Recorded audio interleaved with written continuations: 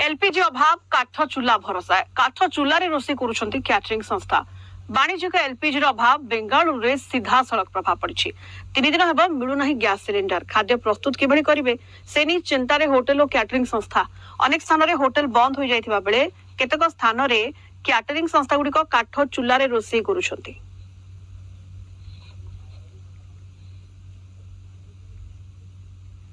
Cylinder gas cylinder नथिला आमे काठ जाल रे रोसई करूथले आज आमे सेही भली आईटी सहर रे देखिया को पाइचन जे काठ जाल रे रोसई प्रस्तुति वर्तमान आमे गोटे नियारा दृश्य देखिया पछ आईटी सहर रे आमे देखिया पछन आपण काठ प्रस्तुत काठ जाल रे आपण रोसई प्रस्तुत करचंदी ए भली पदक्षेप आपणैले काहे एभली परिस्थिति उपजिला।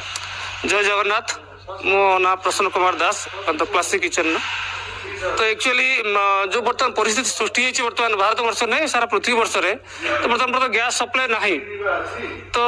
आम जो सब ऑर्डर नहीं बर्तमान आईटी कंपनी हो हार्डवेयर कंपनी जेकोसी कंपनी को बर्तमान आम सप्लाई दे पारू ना तो इमरजेंसी सर्विस जोड़ा रहा हॉस्पिटल है कि स्कूल है से गुड़ा बर्तमान लिमिटेड सर्विस दौचु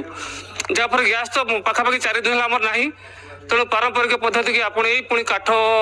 कलेक्शन कर जेहेतु काठ मिलिया गोटे मेट्रो सिटी रे काठ जालिया भी गोटे रेस्ट्रिक्शन भितर तथापि इमरजेंसी सर्विस जो आम दौचु तो काठ जाड़ी आम पुणा पद्धति मध्यम चलैया को पड़ू एमती तो किसी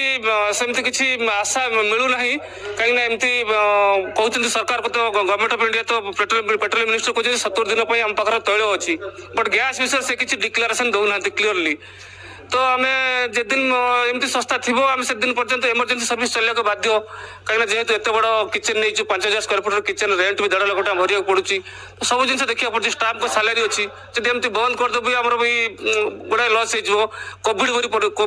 पर स्थिति भाई आमको बर्तमान फिल हो तेणु आम चाहूँ सरकार के निवेदन करुँ कि होटेल इंडस्ट्री को इमरजेंसी सर्विस ऐड कर गैस जोगान तुरंत देवाई यह आम दाबी रही। सर एक्चुअली 2-3 दिन है आमर गैस सरी जाइए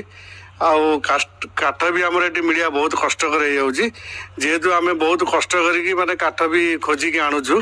आ बहुत चढ़ा रेट रे भी मिलूँ आ बर्तमान आम जो ऑर्डर आम कंपनी कैटरिंग कंपनी आम जो ये धरी ऑर्डर धरी सी आम तो नदेले तो असुविधा ना तो आम बहुत आरेंजमेंट करके आनिकी दवाई पड़ू निहाती भाव में सीधा सड़क भाव में जो भाव में दृश्य देखते सहित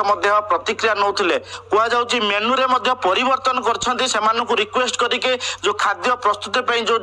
10 प्रकार आइटम थिला